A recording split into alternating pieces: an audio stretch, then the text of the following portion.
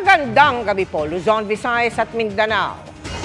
Naawi sa pagsaksak sa dalawang estudyante ang rambol ng mga kabataan sa Pasig. Isa sa kanila, napuruhan sa baga kaya inoperahan. Mabilis na nag-viral ang nahulikam na away na nagsimula umano sa loob ng high school campus at itinuloy sa labas ng mag-uwian na. Sabay na iniimbestigahan ang nahulikam ding sabunutan naman ng mga babaeng estudyante. Ang ibang hakbang ng paaralan sa pagtutok ni Ian Cruz.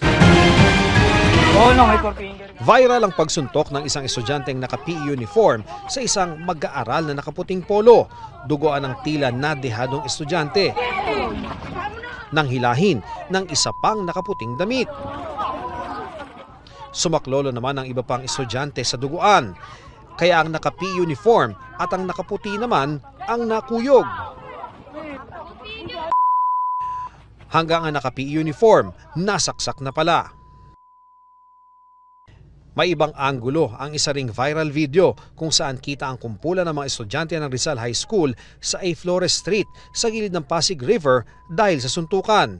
Kita rin dito ang paghaltak ng nakaputi sa kapwa estudyante. Pero may isa pang nakuhanan, ang pagsapak ng isang nakaitim na damit sa naka-PE uniform. Bagamat di malinaw sa mga video, lumabas parehong nasaksak ang naka-PE uniform at nakaputing damit. Ang huli na grade 10 student na nilapatan na ng luna sa ospital at nakalabas na. Pero ang naka-PE uniform na grade 7 lang napuruhan sa baga kaya kinailang operahan, patuloy siyang inoobserbahan. Nagkainitan po sila doon sa loob ng school. No? So after ng klase nila, nag-meet po sila sa labas. Isa sa mga minor bumunot ng patalim at nasaksak niya yung dalawa pang mga biktimang minor din po. Hawak na ng Pasig Police ang 7 tinukoy ng mga saksi na sangkot sa gulo na edad 13 hanggang 17. Ilan sa kanila ang kusang dinala ng kanilang mga magulang sa mga otoridad. Ayon sa pulisya, ang pinakabata ang sumaksak sa dalawang estudyante gamit ang folded knife na na-recover ng mga otoridad. Dinala muna sila sa bahay kanlungan ng DSWD bago sa Pasig Prosecutor's Office para sa inquest proceedings. Ano nga ba ang pananagutan sa batas ng mga children in conflict with the law ayon sa batas?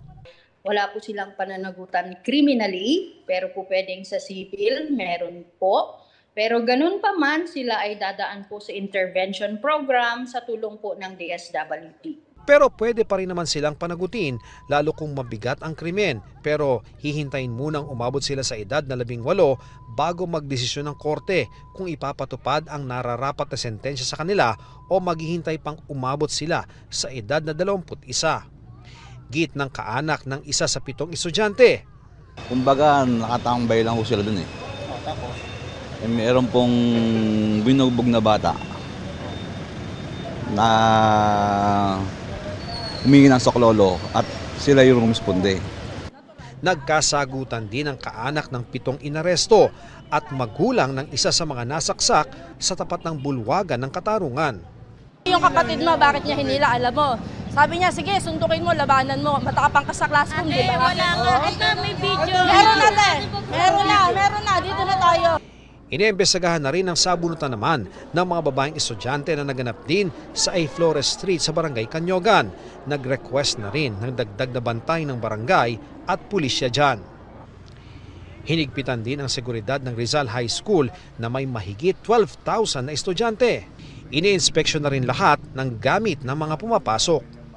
Sa inspeksyon kanina, nakumpiska dito sa mga estudyante yung ilang mga gunting at kagaya nito may screwdriver pa at vape. Ayon sa kanilang principal, talagang kinukumpiska na nila itong mga sharp at pointed objects dahil maaring makapanakit ito sa mga estudyante. Pinulong na rin ng principal ng paaralan ng faculty, PTA at taga-barangay para paigtingin ang seguridad. Sasalang din sa reorientation ang mga mag-aaral at may hiwalay pang briefing sa mga magulang kasabay ng kuhanan ng card. Yun yung ipapaintindi, ano ba yung mga dapat gawin, bit-bitin lamang ng mga bata tuwing pumapasok at pag-dismissal ba, kailangan ba umuwi kaagad ng kanilang mga anak? Para sa GMA Integrated News, Ian Cruz, nakatutok, 24 Oras.